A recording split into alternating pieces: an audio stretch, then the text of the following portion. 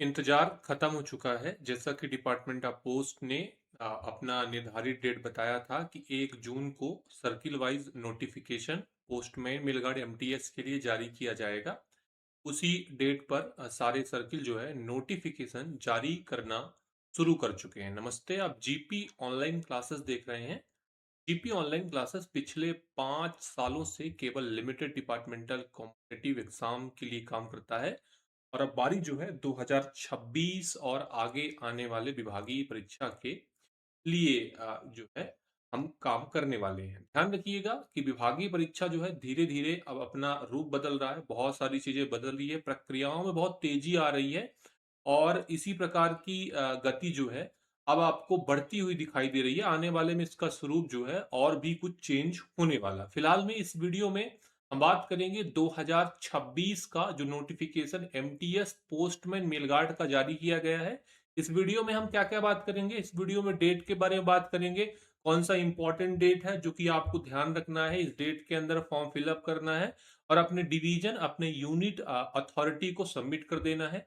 Vacancy position के बारे में बात करेंगे, इसके अलावा बात करेंगे एलिजिबिलिटी क्राइटेरिया क्या होने वाला है।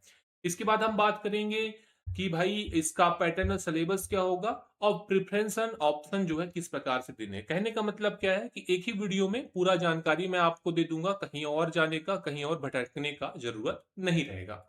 सबसे पहले आपको ध्यान रख लेना है कि नोटिफिकेशन का जो डेट है वो 1 जून 2026 है। मतलब आज की डेट में जैसे ही नोटिफिकेशन जारी किया वैसे ही मैं आपको वीडियो बना के दे रहा हूँ, सबसे तेज अपडेट देने का प्रयास कर रहा हूँ। यदि आपको ये मेहनत पसंद आएगा तो वीडियो को एक लाइक जरूर करिएगा और कोई कंफ्यूजन होगा तो कमेंट बॉक्स में जरूर से डालिएगा। एस्पिरेंट हैं विभागीय परीक्षा के तो चैनल को सब्सक्राइब जरूर कर लीजिएगा। तो सबसे पहला डेट क्या है कि आज की डेट में जो है ये नोटिफिकेशन आ चुका है। पहला ध्यान रखिएगा, मतलब आज से आप फॉर्म भरना शुरू कर सकते हैं।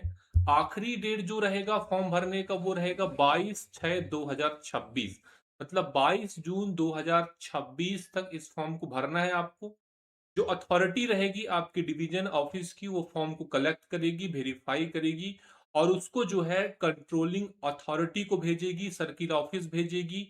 किसके थ्रू? आरओ के थ्रू। ये डेट रहेगा आपका कि भाई डिवीजन ऑफिस जो है 24 तक कंप्लीट कर लेगा और उसके बाद जो है इसको सीओ आरओ भेज देगा 29/6 तक। सीओ आरओ जो है अपना काम कंप्लीट करेगा। जो एडमिट कार्ड का डेट रहेगा वो रहेगा 6 जुलाई 2026। मतलब 6 जुलाई 2026 को आपके अपने यूनिट और डिवीजन में आपका एडमिट कार्ड जो है मिल जाएगा। 12/7/2026 पूरे ऑल इंडिया लेवल पर 23 सर्कल एक ही डेट पे एक ही टाइम में ये परीक्षा कंडक्ट कराएगी और वो डेट रहेगा 12/7/2026। देखिए पीएससी एग्जाम में एक वीक का डिले किया गया था, इसीलिए डिले किया गया था क्योंकि इतनी तेजी से प्रक्रिया चल रही है। अब उधर से पीए का फॉर्म भरना है, डिवीजन ऑफिस के पास वर्कलोड बढ़ गया, फिर इधर से एमटीएस पोस्टमैन का फॉर्म आ गया, इसका भी वर्कलोड बढ़ गया। इसीलिए एक हफ्ते का समय जो है और पीएससी एग्जाम डेट में बढ़ा दिया गया। ठीक है। अब देखिए एग्जामिनेशन जो है जो कंडक्ट किए जाएंगे पूरे सर्कल में, तेज सर्कल में 10 बजे ही एग्जाम शुरू होगा और ये तीनों पेपर लगातार, जैसे पेपर 1, पेपर 2 और पेपर 3। इसमें से पेपर 1, 2, 3 पोस्टमैन मेल गार्ड के लिए होगा और पेपर 1 जो है केवल एमटीएस के लिए होगा। ये तीनों पेपर जो है लगातार कंडक्ट किए जाएंगे, इस चीज को जो है ध्यान रखिएगा। अब अपना आप नोटिफिकेशन देखेंगे, अपना नोटिफिकेशन कहने का मतलब है अपने सर्किल का नोटिफिकेशन। तो आपको वहां पे वैकेंसी पोजीशन दिखाई देगा। अगर उन्होंने वैकेंसी कैलकुलेट कर लिया है, अपना काम खत्म कर लिया है, डिवीजन वाइज वैकेंसी उन्होंने गणना कर ली है तो यहाँ पर शो कर देंगे। और यदि उन्होंने, कहने का मतलब जिस भी सर्किल ने वैकेंसी गणना नहीं की, उसको नहीं कैलकुलेट किया अभी तक, तो यहाँ पर लिख देंगे कि भाई अभी जो है हम वैकेंसी कैलकुलेट कर रहे हैं, कुछ दिन के बाद उसे हम सेपरेट एक नोटिफिकेशन से जारी कर देंगे। तो ये अलग अलग सर्किल पे अलग अलग परिस्थितियां हो सकती है। इसी प्रकार की स्थिति एमटीएस में भी होगी, जैसा पोस्टमैन का वैकेंसी, और उसी प्रकार का कंडीशन जो है एमटीएस में भी होने वाला है। चलिए वैकेंसी पोजीशन डेट के बारे में हमने चर्चा कर लिया है। हम बात कर लेते हैं एलिजिबिलिटी क्राइटेरिया। और बहुत सारा कंफ्यूजन बना हुआ है, इस पॉइंट को अच्छे समझ लीजिएगा और इस पर सबसे ज्यादा जो है सवाल पूछा जाता है। देखिए अभी जो एलिजिबिलिटी क्राइटेरिया चल रहा है उसको ध्यान रखना है पोस्टमैन मेलगार्ड के लिए सबसे पहले 2018 का एक जीएसपीआर चल रहा है। इसके बाद उसको हमने अमेंडमेंट किया था 2020 में, फिर उसको अमेंडमेंट किया 2023 में। तो ये सारे ही नोटिफिकेशन जो है, जो गैजेट जारी किए गए थे वो कंटिन्यू चल ही रहे हैं, और इसी के हिसाब से आपको ध्यान रखना है कि आप इसके लिए एलिजिबल है या फिर नहीं। सबसे पहले आपको ध्यान रख लेना है educational and other qualification. Postman का फॉर्म भर रहे हैं, आपको 3-4 चीजें भाई ध्यान रखनी पड़ेगी। पहला 10वीं, है ना? पहला एक रिकॉग्नाइज्ड बोर्ड से 10th होना चाहिए, पहला कंडीशन ध्यान रखना है। नॉलेज ऑफ कंप्यूटर होना चाहिए, बेसिक कंप्यूटर, 2 महीने का आपको बेसिक कंप्यूटर आना चाहिए। तीसरा क्या ध्यान रखना है कि नॉलेज ऑफ लोकल लैंग्वेज, जो आपका उस सर्कल का लोकल लैंग्वेज है उसमें आपने पढ़ाई की हो। ठीक है, ये बात ध्यान रखना है कि 10वीं आपने लोकल लैंग्वेज से की हो। जैसे ये नोटिफिकेशन कहाँ का है, ये आंध्र प्रदेश का है। तो आंध्र प्रदेश में क्या चलता है लोकल लैंग्वेज में, तेलुगु। तो तेलुगु से आपने कम से कम 10वीं तक पढ़ाई की हो। और आखिरी जो विकल्प है वो है कि पोस्टमैन के पास एक टू व्हीलर का वैलिड लाइसेंस जो है होना जरूरी होता है। तो ये चारों पॉइंट जो है पोस्टमैन के लिए इंपॉर्टेंट हो जाते हैं, क्योंकि पोस्टमैन को आउटसाइड भी जाना है, आउटसाइड सर्विस देना है, तो उसके लिए उसको लोकल लैंग्वेज आना चाहिए। इसके अलावा जो है, ये भी बात आपको ध्यान रख लेना है कि भाई पोस्टमैन के पास ड्राइविंग लाइसेंस भी होना चाहिए। चलिए, हम बात कर लेते हैं कि एज क्राइटेरिया क्या होने वाला। एज क्राइटेरिया सबसे इंपॉर्टेंट है पोस्टमैन के लिए। यदि आप जीडीएस हैं और इस एग्जामिनेशन को देना चाहते हैं तो मैक्सिमम एज जो है 50 ईयर होगा, और एज कैलकुलेशन जो है 1/1/2026 तक किया जाएगा। इसके अलावा गवर्नमेंट ने जो समय समय पर ओबीसी और एसटी एससी के लिए रिलैक्सेशन दिया है, जैसे ओबीसी के लिए 3 साल, एसटी एससी के लिए 5 साल, तो ओबीसी के लिए 53 हो जाएगा और एसटी एससी के लिए 55 हो जाएगा। सर्विस एलिजिबिलिटी एज क्राइटेरिया तो हमने चर्चा कर लिया कि 50 साल तक कोई जीडीएस इस पे फॉर्म डाल सकता है। एक अच्छा आपको औहदा मिलेगा, अच्छी सैलरी मिलेगी, और एट्थ पे कमीशन आने के बाद सैलरी जो है और 1.5 गुनी 2 गुनी होने की संभावना हो जाती है। तो ये जो एग्जामिनेशन है इसको जरूर से अटेम्प्ट करना है और कोशिश करना एक बार में परमानेंट। जो नया जीडीएस आ रहा है एक ही सपना लेकर आ रहा है, भाई एक बार में हमको परमानेंट होना। अगर आपको ऑनलाइन बैच या बुक की जरूरत है, जीपी ऑनलाइन क्लासेस पिछले 5 सालों से काम कर रहा है, हजारों सिलेक्शन हमने दिए हैं, बहुत सारे सर्किल टॉपर दिए हैं, तो अब बारी जो है आपकी हो सकती है। एक बार में प्रमोशन सुनिश्चित करेंगे, अगला जो प्रमोशन रहेगा उतनी ही जल्दी जो है सुनिश्चित हो जाएगा। चलिए, सर्विस एलिजिबिलिटी 5 साल चाहिए। कहने का मतलब जीडीएस टू पोस्टमैन का फॉर्म डाल रहे हैं 1/1/2026 को, पूरा 5 साल कंप्लीट हो रहा है, तभी आप इस एग्जाम में पार्टिसिपेट कर सकते हैं। इस बात को आपने ध्यान रख लेना है। इसके अलावा हम बात कर लेते हैं, जिस भी कैंडिडेट के पास यदि वैलिड लाइसेंस नहीं रहता है तो उसके वो फॉर्म डाल सकता है। ऐसा नहीं कि फॉर्म नहीं डालना है, लेकिन उसको जो है कुछ टाइम पीरियड दिया जाएगा, 5 साल के भीतर जो है उसको ये लाइसेंस बनवा कर पेश करना पड़ेगा।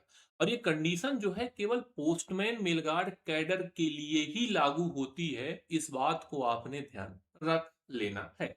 तो ये बताया crucial date eligibility, eligibility condition age above shall be 1/1/26। ये जो मैं आपको बता रहा हूं ये 1/1/26 को ही कैलकुलेट किया जाएगा, जो भी एज कंडीशन है, जो भी आपका सर्विस एलिजिबिलिटी है। एक और पॉइंट है जो कि आपको ध्यान रखना, बहुत सारे कैंडिडेट इस पर डाउट क्रिएट करते हैं कि person seeking appointment on the basis of reservation to EWS must ensure he she possesses income asset certificate valid financial year 2026-2027। कि कोई भी कैंडिडेट यदि आर्थिक रूप से जो कमजोर वर्ग है वो वाला सर्टिफिकेट लगा रहा है, तो उसको जो है 2026 और 27 फाइनेंशियल ईयर का सर्टिफिकेट होना जरूरी होता है। 2026 वित्तीय वर्ष 26-27 का सर्टिफिकेट होना जरूरी होता है, इस बात को ध्यान रख लीजिएगा। इसके अलावा कि भाई ये किस बेसिस पे, 2025 और 26 के इनकम के बेसिस पे सर्टिफिकेट जो जारी किया जाएगा वो आपके पास होना चाहिए, तभी आप इस रिजर्वेशन का फायदा ले सकते हैं। Any other eligibility condition specified in requirement shell also be apply. ठीक है, और भी कोई एलिजिबिलिटी कंडीशन होता है वो भी इस पर अप्लाई होगा। ये हमने जो बात किया है पोस्टमैन मेलगार्ड जीडीएस से पोस्टमैन मेलगार्ड बनने के लिए है। ठीक है, यदि आप जीडीएस है 5 साल पूरा कर चुके हैं तो पोस्टमैन अटेम्प्ट करिए और पोस्टमैन बनिए, उसके बाद जो है आपके पास अपॉर्चुनिटी होगी आप पोस्टमैन में 3 साल सर्विस दीजिए, कैटेगरी ए में आइए, क्योंकि बिना कैटेगरी ए में आए अब आगे के प्रमोशन जो है जैसे पीएसए में आप सुनिश्चित नहीं कर सकते, थोड़ा सा मुश्किल हो रहा है। ठीक है, डिपेंड करता है कि कहाँ कितनी वैकेंसी है। चलिए पॉइंट नंबर बी में आते हैं, बात करते हैं मल्टीटास्किंग स्टाफ के बारे में। हमने पहले ही बता दिया 2008 का रिक्वायरमेंट रूल चल रहा है, इसी प्रकार का अमेंडमेंट 2019 में किया गया था, और आखिरी अमेंडमेंट जो है 30/8/2023 को किया गया था। और ये जो आखिरी बदलाव है ये 30/8/2023 को बताया गया था। अगर कोई भी कैंडिडेट एमटीएस का फॉर्म डाल रहा है तो उसके लिए कुछ ध्यान रखना है। कंडीशन पहला तो educational qualification and age limit जो है कुछ जरूरत नहीं है, ध्यान रखिएगा।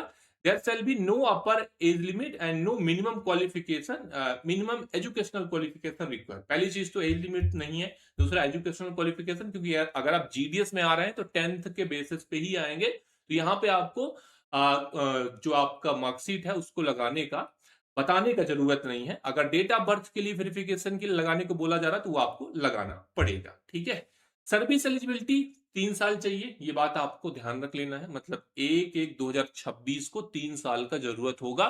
बहुत सारे चैनल, बहुत सारे जो बाकी अदर इंस्टीट्यूशन है वो इस चीज का कंफ्यूजन क्रिएट कर रहे हैं कि 5 साल हो गया है, और बहुत सारे कैंडिडेट मैसेज कर रहे हैं कुछ भी नहीं हुआ है 5 साल। 2022 का रूल केवल पीएसए के लिए था।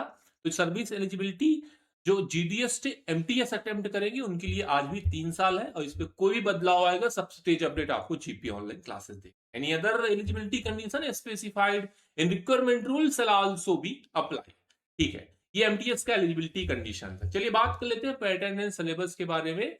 The examination be conducted as per the revised pattern syllabus circulated by directorate letter number, कि भाई डायरेक्टरेट ने ये लेटर नंबर जारी किया। आखिरी जो अमेंडमेंट था वो 10/7/24 को था, और जो सिलेबस पिछले 5 सालों से चल रहा है वही सिलेबस हम फॉलो कर रहे हैं। ठीक है, अब हमने आपको पहले ही बता दिया था कि only those candidate who want to consider for the postman mail guard should be appear for local language paper 3. Candidate who want to consider for the MTS need not appear local language paper 3। ध्यान रखिएगा, paper 1, 2, 3 और 3 और 4 जो data entry का paper होगा केवल postman देगा, paper 1 जो है केवल एमटीएस देगा। आगे बताऊंगा जो है किस प्रकार की चीजें, किस प्रकार से आपको फॉर्म वगैरह भरना है और कैसे आपको ऑर्डर ऑफ प्रेफरेंस देना है। ठीक है, एक ही वीडियो में पूरी जानकारी दूंगा। वीडियो लंबा होगा लेकिन वीडियो के साथ बने जरूर रहिएगा। जब भी डाटा एंट्री का लिस्ट जारी किया जाएगा तो उसमें वैकेंसी का 3 गुना लड़कों को बुलाया जाएगा। इसके अलावा ध्यान रखिएगा डाटा एंट्री 15 मिनट का होगा, मैंने आपको पहले ही बता दिया। 600 की डिप्रेशन में डाटा एंट्री जो है कंडक्ट किया जाएगा। हमने बात कर लिया डेट के बारे में, इंपॉर्टेंट डेट कौन कौन से होने वाले हैं। इसके अलावा हमने बात कर ली एलिजिबिलिटी क्राइटेरिया के बारे में, हमने बात कर लिया एजुकेशनल क्वालिफिकेशन और पैटर्न एंड सिलेबस के बारे में। आखिरी जो हमारा पॉइंट है वो है प्रेफरेंस एंड ऑप्शन, काफी महत्वपूर्ण है और इसको आपने ध्यान रख लेना है। Application are required indicate following option for post order preference division oblique unit as per the instruction issued by letter number 17/8/2018 SPN dated 18/10/2023 followed by clarification letter number 31/10/2023। जितना मैंने डेट आपको बताया उस डेट के हिसाब से ये अमेंडमेंट किए गए थे, और आपको उसी के हिसाब से ये फॉर्म को ऑर्डर प्रेफरेंस देना है और ऑप्शन फॉर पोस्ट भरना है। देखिए बहुत सारे सर्किल जो है पिछला नोटिफिकेशन उठा के जारी कर देते हैं, कॉपी पेस्ट कर देते हैं, डायरेक्टरेट का लेटर नंबर देखते नहीं है और चीजें जो है गलत हो जाती है, फिर बाद में उनको संशोधन करना पड़ता है। तो ये नोटिफिकेशन एकदम क्लियर है, आंध्र प्रदेश ने एकदम सब कुछ देख के एकदम वेरीफाई करके नोटिफिकेशन जारी किया है। तो एक बार जरूर से देख लीजिएगा कि आपके सर्किल में इस प्रकार की प्रक्रिया हो रही है या फिर नहीं।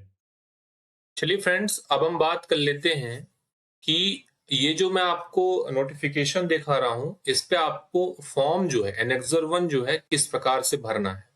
सबसे पहले मैं आपको बताऊंगा कि एनेक्सर 1 जो है किस प्रकार से भरना है, और उसके बाद मैं आपको ये बताऊंगा कि भाई ऑप्शन फॉर पोस्ट कैसे देना है, और साथ ही साथ जो है आपको ऑर्डर ऑफ प्रेफरेंस किस प्रकार से देना है। सबसे पहले यहाँ पे एनेक्सर 1 को ब्लॉक लेटर में भरना है, इस चीज को आपको ध्यान रख लेना है। नेम ऑफ कैंडिडेट कुछ भी नहीं है, अपना नाम डाल दीजिएगा।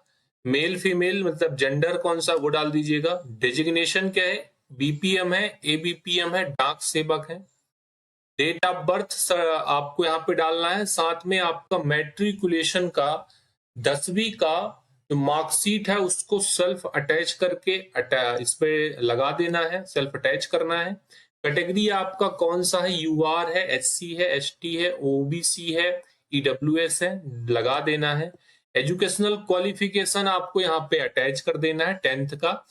जैसा मैंने आपको पहले ही बताया था, आप कहाँ पे अभी वर्तमान में कार्यरत हैं, कहीं पे अटैच है तो अटैच का लिख देना है। आपका ओरिजिनल कौन सा डिवीजन है, यूनिट है, वो यहाँ पे लिख देना है। Date from which continuing in GDS engagement, जब से आपने जीडीएस में ज्वाइन किया उसका डेट लिख देना है।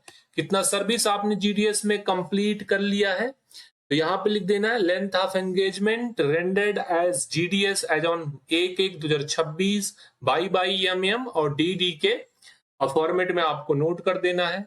10 नंबर पॉइंट में कुछ भी नहीं है, एज लिख देना है कि 1/1/2026 को आपका एज जो है कितना हो रहा है। आप पीडब्ल्यूडी कैंडिडेट है, फिजिकली हैंडीकैप है, विकलांग कैंडिडेट है, यस करना है, नहीं है तो नो करना है। इसके अलावा फिर विकलांग है तो सपोर्टिंग डॉक्यूमेंट लगाना है, कितने % है, ये सारी चीजें, कौन सा कैटेगरी है, BH है, HH है, OH है। इसके अलावा जो है APS में वर्किंग है, यस नो कर देना है। आपके खिलाफ कोई चार्जशीट जो जारी किया गया है यहाँ पे वो बता देना है, ठीक है। तो ये फिलहाल में बेहद सिंपल सा एक एनेक्सर 1 था जिसको आपने भर देना है और आपने यूनिट या डिवीजन अथॉरिटी को सबमिट करना है, डेट और प्लेस, और साथ में यहाँ पे कैंडिडेट का सिग्नेचर जो है मस्ट होना चाहिए, इंपॉर्टेंट है। इस प्रकार आप एनेक्सर 1 भरेंगे। दूसरा क्या भरेंगे, एनेक्सर 2 भरेंगे। एनेक्सर 2 भरने के लिए आपको कुछ कंडीशन को ध्यान रखना पड़ेगा, जैसे मैं कंडीशन जो है आपको बता देता हूँ। एनेक्सर 2 भरने के लिए आपको सबसे पहले यहाँ पे कैंडिडेट का नाम, division, designation, present working office, date of birth,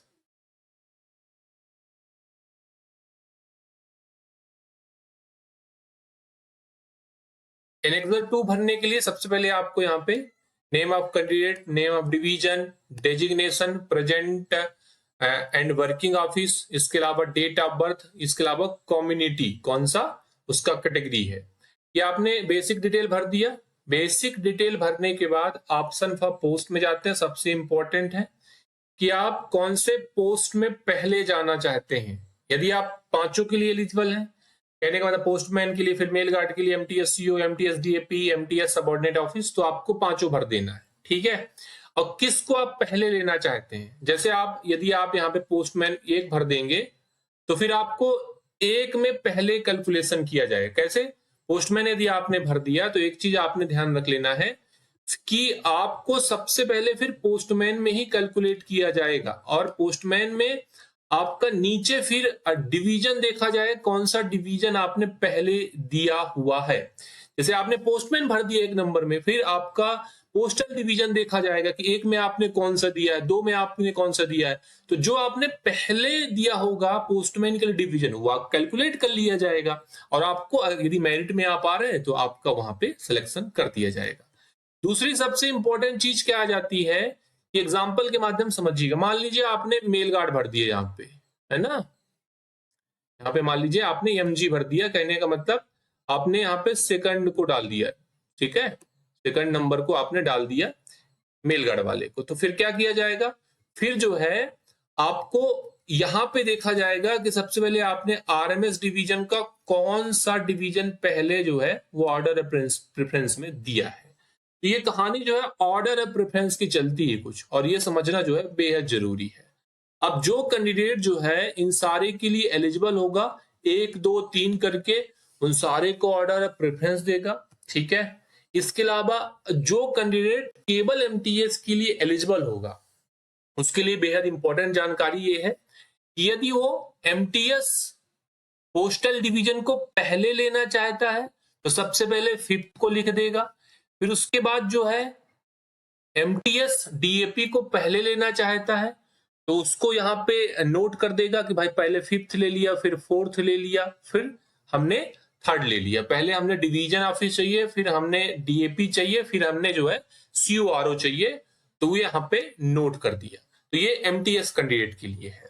अब जब वो यहाँ पे ऑप्शन फॉर पोस्ट डालेगा, सबसे पहले ऑप्शन फॉर पोस्ट को देखा जाएगा, उसके बाद डिवीजन को देखा जाएगा। तो इस चीज को आपने नोट कर लेना है, इंपॉर्टेंट जानकारी आपको मैं बता रहा हूं। ठीक है, तो जैसे आपने सबऑर्डिनेट ऑफिस डाल दिया, आपने डिवीजन डाल दिया, डिवीजन में फिर आपको यहाँ पे जो डिवीजन पहले चाहिए, 1 में, 2 में, 3 में, उसको जो है नीचे डालते जाना है। ठीक है, और इसी प्रकार से फिर आपका जो भी ऑप्शन पोस्ट रहेगा उसके हिसाब से नीचे अपने ऑफिसेस डाल देने हैं। ये ऑर्डर प्रेफरेंस का एक नॉर्मल तरीका था जो कि आपको ध्यान रखना है। जो भी ऑफिसेस आपको पहले चाहिए, जो आपको कैडर पहले चाहिए, वो आपको उस कॉलम में मार्क करना है, जिस प्रकार से एग्जाम्पल के माध्यम से 1 2 3 करके यहाँ पे बताया गया है। इस एनेक्सर 2 को भरने के बाद जो है वो आपको डेट ऑफ प्लेस लिखना है और यहाँ पे कैंडिडेट का सिग्नेचर करना है। इसके अलावा जो है कुछ भी नहीं है। उम्मीद है फ्रेंड्स, इस वीडियो में जो मैंने आपको जानकारी दी है नोटिफिकेशन संबंधित, एजुकेशनल क्वालिफिकेशन, सर्विस एलिजिबिलिटी और ऑर्डर ऑफ प्रेफरेंस, सभी जानकारी आपको आसान भाषा में समझ में आ चुकी है। यदि आप 2026 के एस्पिरेंट है, आपको ऑनलाइन बैच या फिर कोर्स की जरूरत है, तो स्क्रीन पर एक पट्टी है, जीपी ऑनलाइन क्लासेस पिछले 5 सालों से केवल लिमिटेड डिपार्टमेंटल कॉम्पिटेटिव एग्जाम के लिए काम कर रहा है और 2026 के लिमिटेड डिपार्टमेंटल कॉम्पिटेटिव एग्जाम की है। यदि आपको ऑनलाइन बैच एक बुक की जरूरत है तो स्क्रीन पर नंबर दिया है, उस नंबर पर सीधे संपर्क करके जानकारी जो है ले सकते हैं। वीडियो पसंद है लाइक करिएगा, कोई भी क्वेरी है कमेंट बॉक्स में डालिएगा। चैनल को सब्सक्राइब नहीं किया है, रेड वाले आइकन को दबाकर चैनल को सब्सक्राइब जरूर कर लीजिएगा। जुड़ने के लिए आप सभी का धन्यवाद।